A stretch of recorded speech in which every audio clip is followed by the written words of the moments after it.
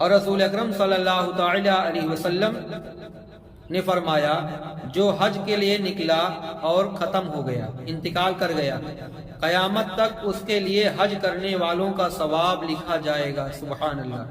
اور جو عمرہ کے لیے نکلا اور ختم ہو گیا، اس کے لیے قیامت تک عمرہ کرنے والوں کا ثواب لکھا جائے گا۔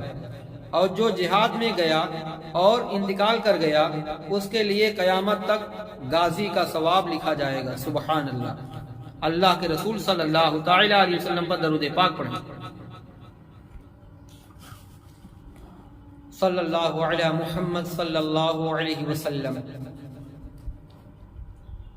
مدینے والے آقا صلی اللہ تعالی علیہ وسلم فرماتے ہیں جو اس راہ میں حج یا عمرہ کے لیے نکلا اور اس کا انتقال ہو گیا، اس کی پیشی نہیں ہوگی، نہ حساب فرمائے گا، نہ حساب ہوگا، اور اس سے کہا جائے گا تو جنت میں داخل ہو جا، سبحان اللہ۔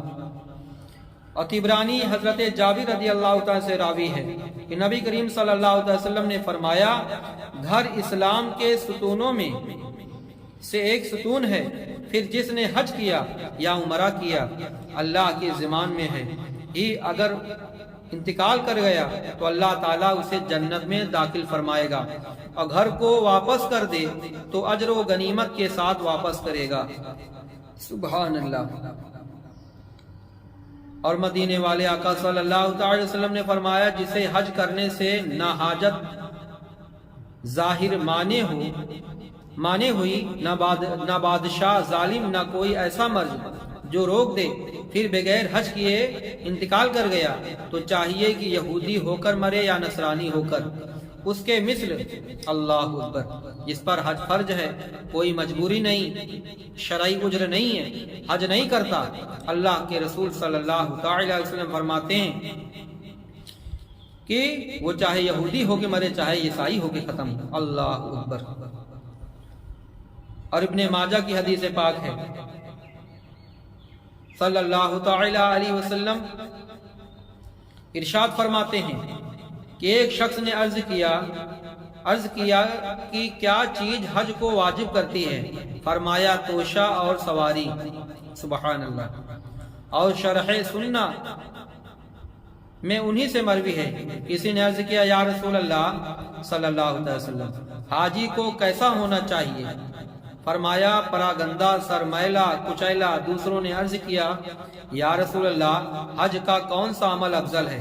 فرمایا بلند آواز سے لبیک کہنا اور قربانی کرنا۔ کسی نے عرض کی سبیل کیا ہے؟ فرمایا توشہ اور سواری ہے، سبحان اللہ۔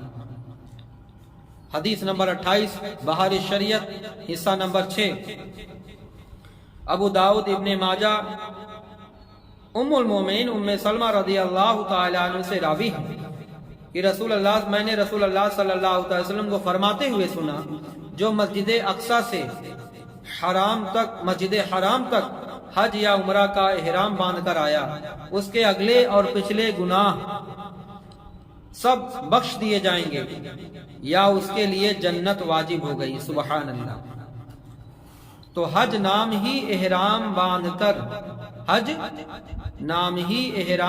کر 9 ذی الحجہ کو عرفات میں ٹھہرنے اور کعبہ معظمہ کے طواف کا اور اس کے لیے ایک خاص وقت مقرر ہی اس میں یہ افعال کیے جائیں تو حج ہی 9 ہجری میں حج فرض ہوا۔ اس کی فرضیت قطعی ہے، قرآن سے ثابت ہے۔ اس کے فرضیت کا انکار کرنے والا کافر ہے، مگر عمر بھر میں صرف ایک بار فرض ہے۔ دکھاوے کے لیے حج کرنا اور مال حرام سے حج کو جانا حرام ہے۔ اللہ، غور کریں جو لوگ سود، بیاج یا ناجائز طریقے سے پیسہ حاصل کرنے کے بعد حج کو جاتے ہیں، عمرہ کو جاتے ہیں، ان کے لیے حکم یہ ہے کہ یا جو لوگ دکھاوے کے لیے جاتے ہیں کہ لوگ ہم کو حاجی کہیں، دکھاوے کے لیے حج کرنا یا حرام طریقے سے مال کمایا ہوا پیسہ سے حج کو جانا حرام ہے۔ حج کو جانے کے لیے جس سے اجازت لینا واجب ہے، بغیر اس کی اجازت کے جانا مکروہ ہے۔ مثلا ماں باپ اس کی خدمت کے محتاج ہوں اور ماں باپ انہیں دو دادا دادی کا بھی یہی حکم ہے۔ حج فرض کا حکم ہی اور نفل ہو تو مطلقاً والدین کی اطاعت کریں۔